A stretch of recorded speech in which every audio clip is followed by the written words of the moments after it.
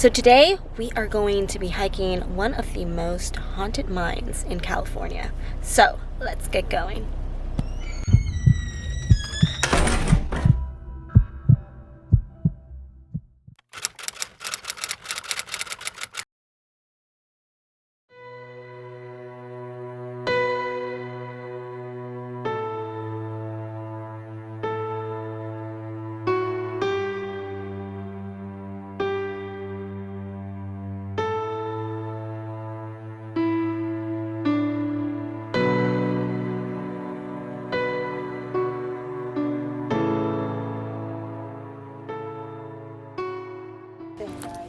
So we're now here at the Black Diamond Mines, and today my crew is Mook, yeah, and Becca.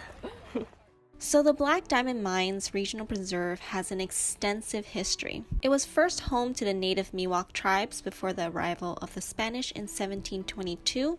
Once mining operations were established, it went from a coal mine to a sand mine to good old cattle ranching when there was nothing left to dig up. The time period we will be focusing on is the coal mining period between the years of the 1850s to the early 1900s. This is where 5 mining towns and over 900 miners and their families called these hills their home. Miners as young as 8 years face the dangerous and backbreaking task of mining the coal, also known as the black diamonds, from the mountains. Accidents happen, and many lose their lives at a very young age. So there are many paranormal sightings here, and it usually occurs at nighttime, so I don't think we'll be, I guess, encountering any ghost here. Maybe someday I'll get the courage enough to actually, investigate properly at night, but right now I'm too chicken, so it's just ghost stories for now. But I think the story behind the Black Diamond Mines is actually really, really interesting. But let's just start hiking and see if we see anything out of the ordinary. No, this is not natural anymore. So just from the parking lot, you guys, you can actually see the cemetery. Alright guys, so we are now arriving towards the spot where it has the most paranormal activity sightings in the park. And it's pretty obvious why, because it is a cemetery. And this is the Rose Hill Cemetery. Hi guys. Where are you guys going? Right here. Okay. We just got here though. Huh? We just got here. No, we're going right here. We're going in. Oh, okay. But I felt like it was appropriate to say something before coming into the cemetery. Oh! Okay. We're coming into Now a monument for those of the past, the historic Rose Hill Cemetery was the burial grounds of Protestant Welsh residents that lived in one of the mining towns. Among those buried here are many children that died from diseases, women from childbirth, and men from mining accidents.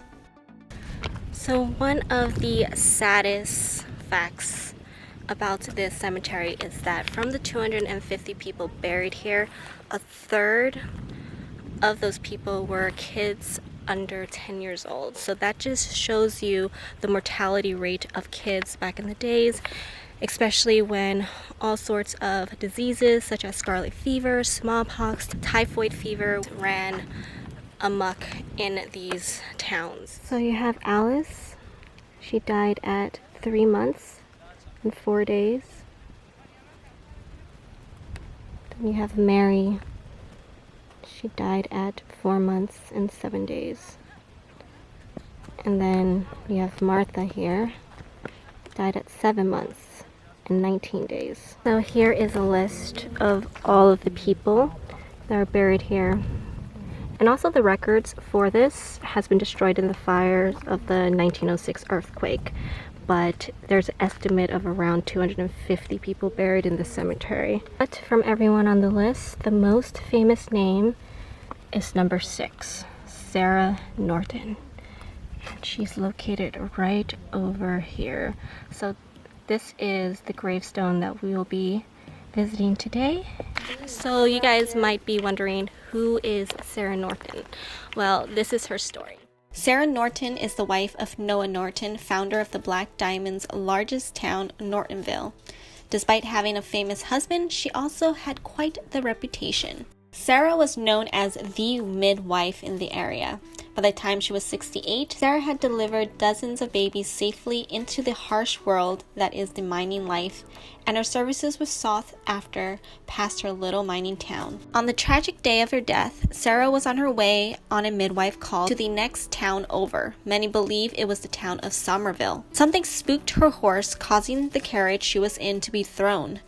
Sarah was thrown out of her carriage and died on impact. In her life, Sarah was not a religious person and have told her children not to hold her a funeral and just bury her. Unfortunately, the townspeople decided to give her one anyways, not out of malice, but because she was important to them.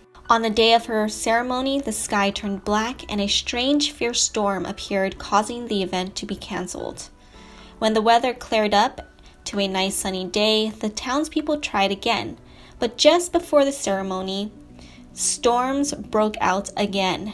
This time, the townsfolk realized this was not a natural occurrence, and something supernatural was going on. They concluded it must be the spirit of Sarah, angry that they were not doing as she asked, and they quickly changed up their plans and buried Sarah without the funeral. On the day of the burial, the skies were blue and clear. To this day, the spirit of Sarah has been seen by many visitors, floating around in white, watching over the graves of her townspeople. Okay guys, we located her burial site, and here she is, Mrs. Sarah Norton. So right behind me is the tombstone of Sarah Norton. Now, the story goes is that usually people will see a woman in white in this area, and that gave her the nickname of the White Witch. But she also has two other nicknames. There are other stories where they say that she's hovering above gravestones, above the ground, but you can't see her feet. And she also comes with this airy glow about her. So people also call her the glowing woman or the gliding woman.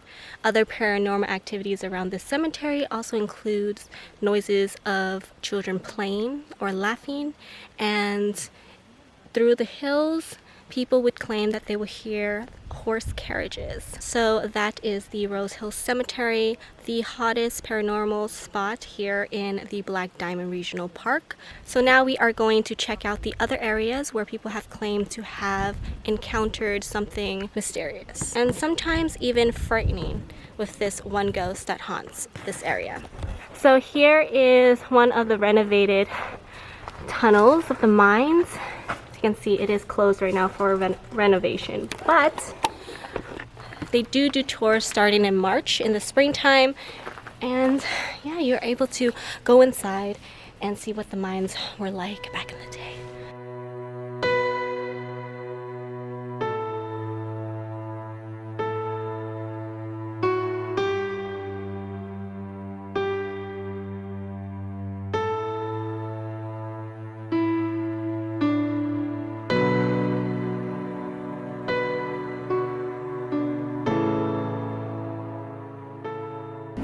So behind me is one of the openings to the many mine entrances here. And as you can see, it is closed off, as many are, because of dangers of cave-ins as well as carbon monoxide poisoning. So here's the entrance right here. Just so creepy, you guys. But the entrance to the mines is one of the hot spots in this park.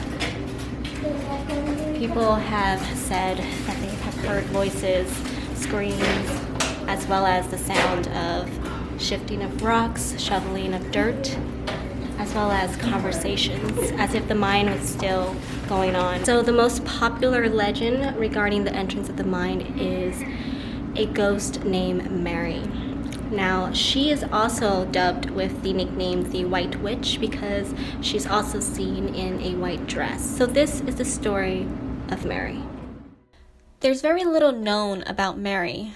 except for her occupation. She was a nanny for many of the miners' families in the 1800s. We don't know how soon or late in her career that this happened, but the children she looked after started dying of illnesses.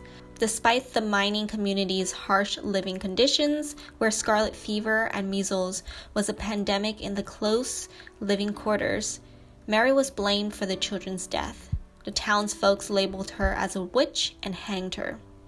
With such an unjust death, the soul of Mary still lingers around these mines. Many claim to have seen a woman in white around the mine's entrances, but unlike the ghost of Sarah Norton, this ghost was aggressive, and she was known to scare hikers who wandered too close. So it is said that Mary's spirit lingers in the entrances of the mines, and she's usually accompanied with laughter of children. And they say that these children are the children that she has taken in her lifetime. They also say that she is quite an aggressive ghost. So you kind of have to watch your back when you're near the entrances, because she is known to purposely try to scare you off. So yeah, I guess I have to watch my back from here on out. Living conditions were not great back then, you guys.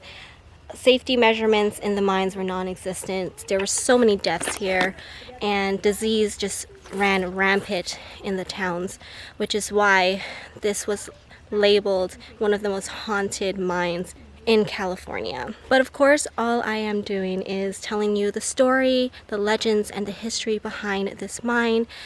I'm not doing any investigations because I'm just a little too chicken for that.